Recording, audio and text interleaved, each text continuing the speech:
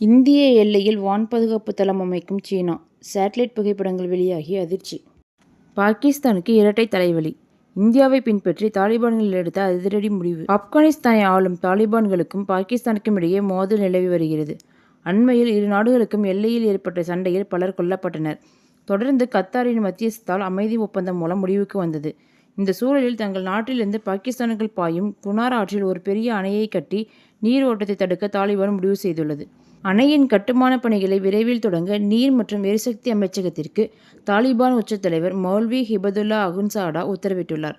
ஆப்கானிஸ்தான் நீர் மற்றும் எரிசக்தி அமைச்சகம் இதை உறுதிப்படுத்தியுள்ளது. ஆப்கானிஸ்தானின் இந்துகுஸ் மலைகளில் உருவாகும் 450 கிலோமீட்டர் நீளமுள்ள குனார் நதி பாகிஸ்தானின் ஹைபர் பக்துன்கா மாகாணத்தில் நுழைந்து காபூல் நதியில் இணைகிறது. பாகிஸ்தானில் இது சித்ரல் நதி என்று அழைக்கப்படுகிறது. காபூல் நதி ஆப்கானிஸ்தானுக்கும் பாகிஸ்தானுக்கும் இடையில் பாயும் மிகப்பெரிய நதியாகும். இது இறுதியாக அட்டோக்கில் சிந்து நதியுடன் இணைகிறது. குனார் நதியில் அணை கட்டப்பட்டால் அதன் தாக்கம் காபூல் நதியிலும் பின்னர் சிந்து நதியிலும் இருக்கும். இது பாகிஸ்தானின் கைபர் பக்துன்குவா மற்றும் பஞ்சாப் மாகாணத்தில் நீர்ப்பாசனம் மற்றும் குடிநீர் தேவைகளுக்கு கடுமையான நெருக்கடியை உருவாக்கும். முன்னதாக ஜம்மு காஷ்மீரின் பகல்காம் தாக்குதலுக்கு பின் பாகிஸ்தானுடன் சிந்து நதிநீர் ஒப்பந்தம் நிறுத்தப்பட்டது போல ஆப்கானிஸ்தானும் பாகிஸ்தானின் நீர் ஆதாரத்தை குறிவைத்து நடவடிக்கை எடுத்து வருவது கவனம் பெற்றுள்ளது. தாலிபான்கள் இந்தியாவிடம் சேர்ந்து தங்களுக்கு எதிராக பயங்கரவாத சதித்திட்டம் தீட்டி செயல்பட்டு வருவதாக பாகிஸ்தான் குற்றம் சாட்டியுள்ளது குறிப்பிடத்தக்கது. பாகிஸ்தானின் கைபர் பக்துன்கோ மாகாணத்தில் நடந்த அடுத்தடுத்த 2 குண்டுவெடிப்பு சம்பவத்தில் 3 போலீசார் உயிரிழந்தனர். முதலில் போலீஸ் செக் போஸ்டை குறிவைத்து தாக்குதல் நடத்தப்பட்டது.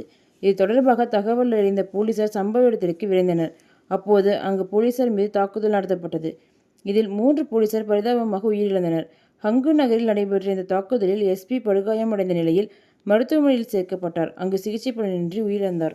இந்திய எல்லையில் வான் பாதுகாப்பு தளம் அமைக்கும் சீனா, சேட்டலைட் புகைப்படங்கள் வெளியாகி அதிர்ச்சி. இந்தியா சீனா எல்லை கட்டுப்பாட்டு கோடு அமைந்துள்ள திபெத்தில் தங்கள் பக்கம் உள்ள பகுதியில் சீனா கட்டுமானங்களை செய்து வருகிறது. இது குறித்து மத்திய அரசு மௌனம் காத்து வருகிறது.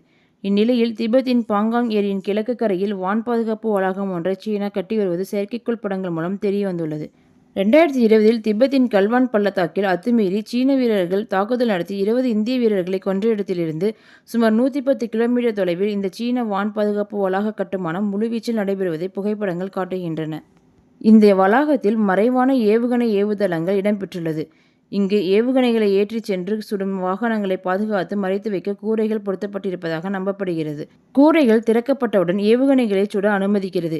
இதன் பின் எதிர் தாக்குதலில் இருந்து தப்பிக்க கூரைகள் மீண்டும் மூடப்படும். இந்த பாதுகாப்பு அமைப்பு சீனாவின் நீண்ட தூர HQ-9 தரைவான் ஏவுகணைகளுக்கு ஏற்ற வகையாக இருக்கும் என ஆய்வாளர்கள் நம்புகின்றனர்.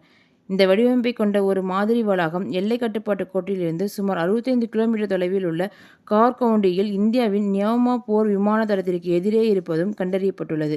எல்லைப் பகுதியில் சீனா தனது இராணுவ உள்கட்டமைப்பை தொடர்ந்து